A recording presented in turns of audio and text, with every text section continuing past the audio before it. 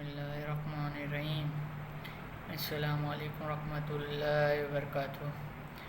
آج آپ لوگوں کو دشمن کے گھر میں حفاظت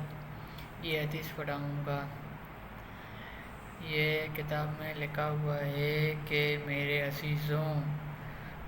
جب اللہ تعالیٰ ہی ہماری حفاظت سے ہاتھ اٹھا لیتے تو پھر دنیا کی کوئی طاقت ہماری حفاظت نہیں کر سکے گا۔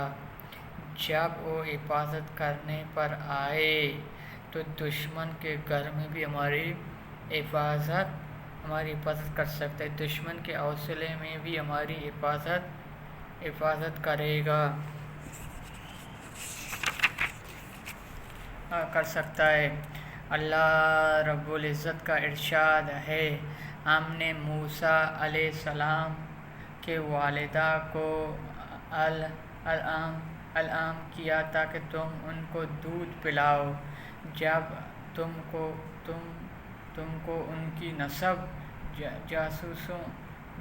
جاسوسوں کی مطلوب ہونے کا اندیشہ ہو تو بیوقوف و بے خطرہ ان کو دریائے نیل میں ڈال دینا، اور نہ تو غرق سے اندیشہ کرنا اور نہ مفادات پر غم کرنا، کیونکہ ہم ضرور پھر تمہاری پاس واپس پہنچا دے گا،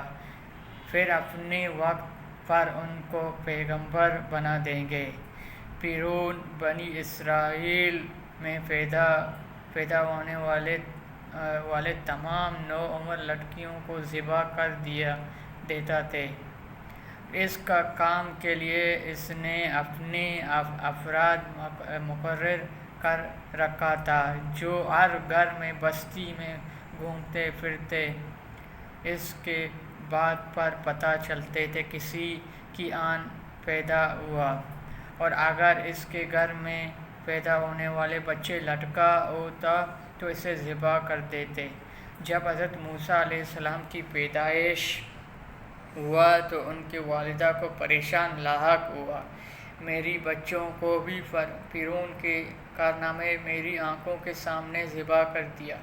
اس وقت اللہ رب العزت نے انہیں بذائل اعلام حکم دیا، پس تم بیوقوف و خطرہ اس کو دریا میں ڈال دے اور ان کا ڈوبنے کی اندیشہ نہ کرنا، غم نہ کرنا، ڈرنے کی بات نہیں ہے، خوف نہ کھائے، بس جو ہم کہہ رہے وہ کرتے چلتے